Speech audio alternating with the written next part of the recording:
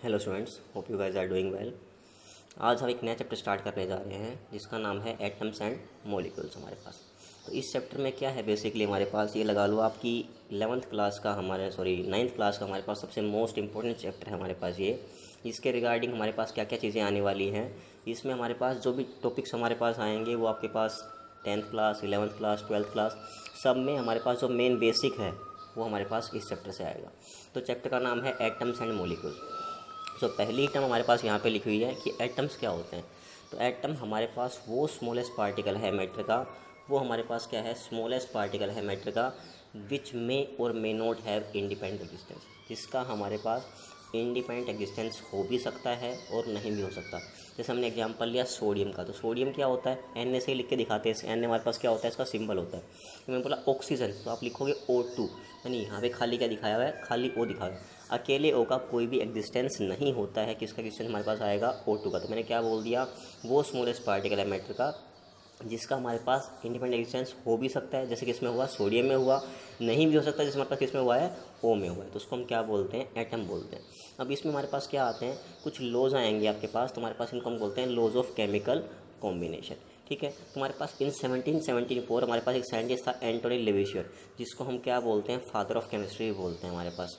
उसने इंट्रोड्यूस किया modern chemistry को वर्ल्ड में हमारे पास। उसने कुछ हमारे पास जनरलाइजेशन रखी है, कुछ हमारे पास लॉज रखे हैं जिनको हम क्या बोलते हैं, लॉज ऑफ केमिकल कॉम्बिनेशन।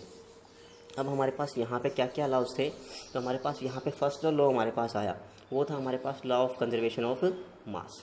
तो जो law of conservation of mass है हमारे पास, वो हमारे पास क्या है, बेसिकली इसने ये स्टेटमेंट दिया एंटोनी लेवेशियर ने कि हमारे पास कोई भी रिएक्शन हो रही है तो उसमें दो चीज़ें होती है हमारे पास, एक लेफ्ट साइड में लिखा जाता है, एक राइट साइड में। बीच में हम क्या लगाते हैं, एरो।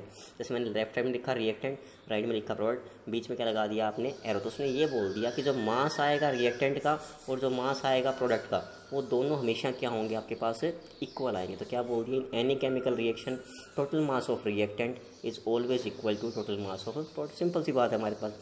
या इसको हम ऐसे बोल सकते हैं, जो मास पहले था वही मास हमारे पास बाद में है। मतलब क्या बोल सकता हूँ मैं, मास can neither be create NOR be destroyed हमारे पास। तो दोनों बातें बिल्कुल इसी फैक्टर में हमारे पास ये जाती हैं। एग्जाम्पल देखो हमारे पास, एग्जाम्पल हमने सिंपल सा एग्जाम्पल लिखा है। क्या है इस एग्जाम्पल में हमारे पास कि कार्बन प्लस ऑक्सीजन क्या बनता है, आपको पता है, कार्बन डाइऑक्साइड। C+O2 क्या बनाएगा, CO2। कार्बन का मास होता है 12 ग्राम, O2 का मास कितना होता है, 1 होगा 16, 2 का कितना आएगा 32 ग्राम। CO2 का मास निकालो हमारे पास, तो कितना हो गया 12 प्लस 32 कितना हो गया 44 ग्राम।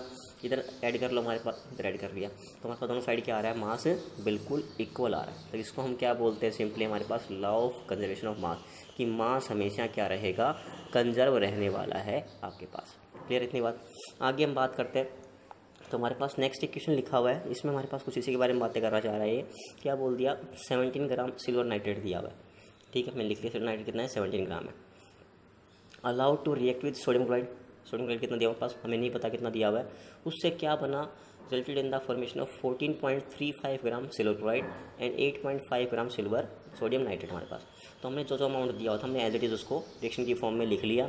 हमारे पास ये 17 ग्राम दिया हुआ है, ये इतना 14.35 ग्राम, 8.5 ग्राम, ये हमें नहीं पता, इसका मास हमें निकालना है। तो इसमें what is the mass of sodium chloride if law of conservation of mass is true. मतलब इसने क्या बोल दिया, जो law of conservation of mass है वो हमारे पास यहाँ पे क्या है, ट्रू है। मतलब उसका सिंपल सा आपको ये पता है कि जो मास ऑफ रिएक्टेंट आपके पास आएगा वो हमारे पास क्या आने वाला है, मास ऑफ प्रोडक्ट के किलो आने वाला है। तो कुछ भी नहीं करना आपके पास, हमने क्या कर दिया सिंपल सा, इसमें हमने सिंपल सा एक काम ये कर दिया कि टोटल मास ऑफ रिएक्टेंट निकाल लिया, वो कितना आएगा 17 + x आ जाएगा।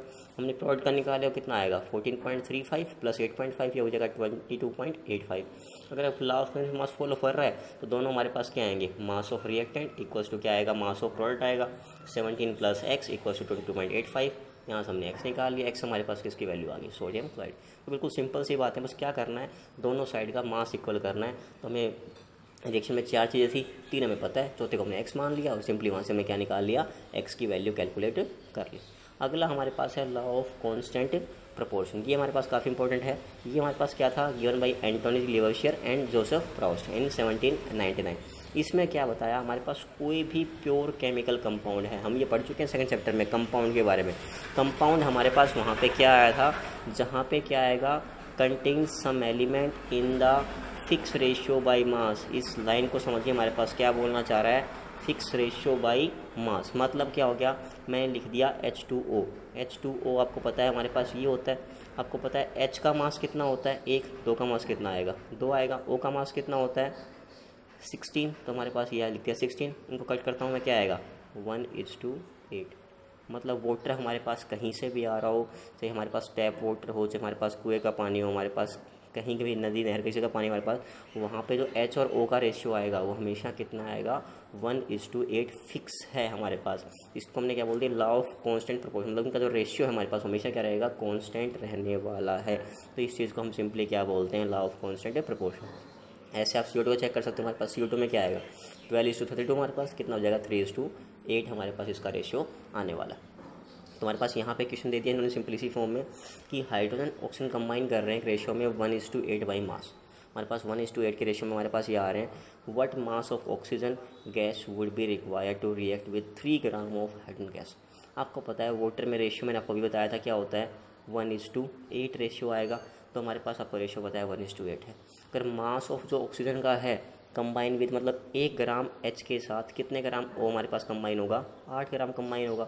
हमें कितने के लिए निकालना है 3 के लिए, 1 से अगर 8 है 3 से कितना हो जाएगा 24 ग्राम। बिल्कुल सिंपल सी चीज़ हमारे पास, तो हम ऐसे क्वेश्चन बेस के कर सकते हैं। क्लियर इतनी बात।